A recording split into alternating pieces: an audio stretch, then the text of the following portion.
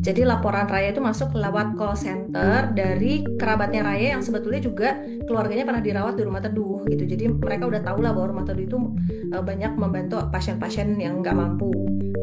Yaitu laporan dari call center kita tindak lanjuti pada tanggal 13 Juli itu. Jadi kita begitu dapat laporan kita langsung assessment. Tadinya rencananya cuma pengen disurvei aja, tapi kan ternyata kondisi Raya sudah repot banget.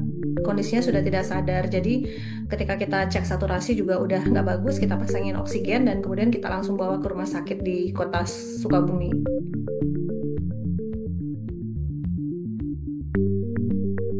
Jadi kondisinya udah repot, udah nggak sadar sih Teh. Jadi maksud saya Raya kita evakuasi dalam keadaan memang sudah sangat terlambat. Ya Mbak bisa bayangkan ya, dengan ratusan cacing ada di tubuhnya, nutrisinya sudah habis, oksigennya sudah habis gitu.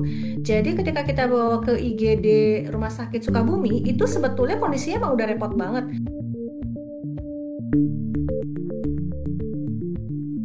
Pagi tanggal 13 itu Raya kondisinya udah mulai drop sebetulnya. Keluarganya udah bawa Raya ke klinik terdekat. Tapi di klinik itu, karena Raya kan memang tidak punya kartu identitas ya, jadi kalau dibawa ke dokter, ke klinik, ke puskesmas pasti kan harus bayar ya. Nah, di klinik sempat ditindaklanjuti dengan diberikan satu labu infus gitu ya, Jeng ya.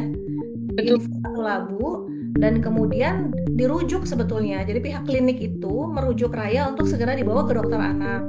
Cuman kan inilah ya mulai letak ketidakcepatan mereka berpikir gitu. Maksud saya mereka tahu Raya ini orang yang sangat tidak mampu. Ketika suruh bayar 600.000 di klinik juga nggak ada duitnya, cuma bayar 100.000 dan akhirnya ya alhamdulillah dibebaskan.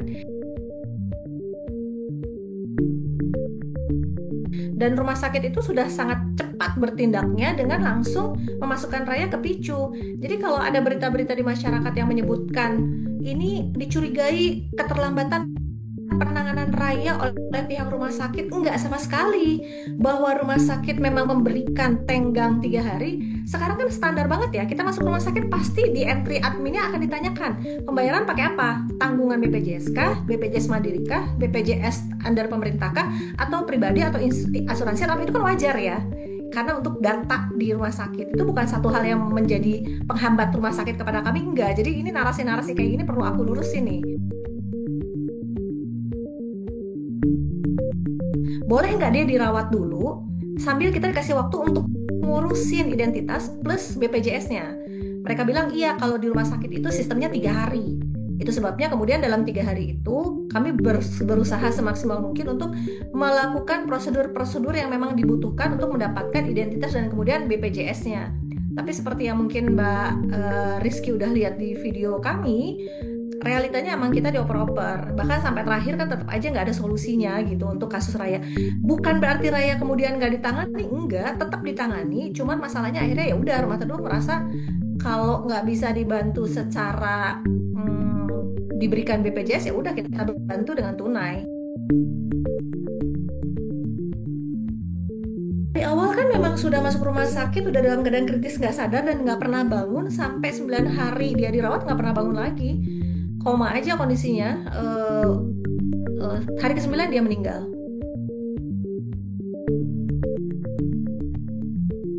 Dan sebetulnya ODGJ itu bukan cuma bapak dan ibunya, jadi neneknya juga itu dalam keadaan kesehatan mentalnya nggak normal. Yang kalau Teteh Mbak lihat di Instagram saya di Reels itu yang ngerawat itu uyutnya, ternyata saya dikoreksi juga sama tim saya. Ternyata yang ada di video saya tuh nangis-nangis nenek-nenek itu bukan neneknya tapi itu buyutnya. Jadi kebayang nggak sih yang waras di rumah itu tuh cuma seorang buyut, karena dia orang yang nggak ngerti ya. Jadi ya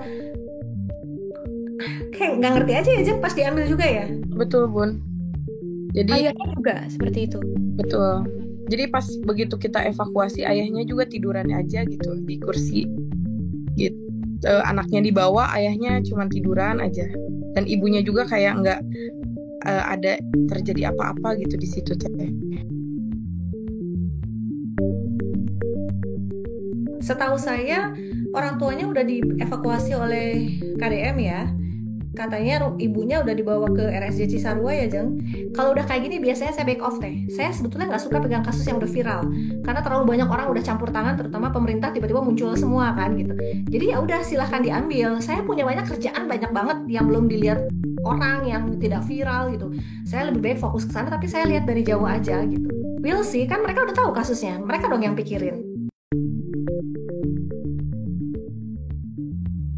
Harapan saya sih sebetulnya dengan kasus kayak gini pemerintah punya layanan call center sih 24 jam di mana masyarakat bisa akses. Sama seperti kami buka ya, kami buka layanan call center 24 jam kan. Gitu. Kalau narasinya ya kita punya unit reaksi cepat bisa diakses nggak? Kemudian kalau kasusnya dia nggak punya BPJS tolong dibantuin cepat gitu. Kalau ternyata BPJS belum jadi rumah sakit butuh tindakan ya tolong ditangani secara tunai kayak gitu-gitu.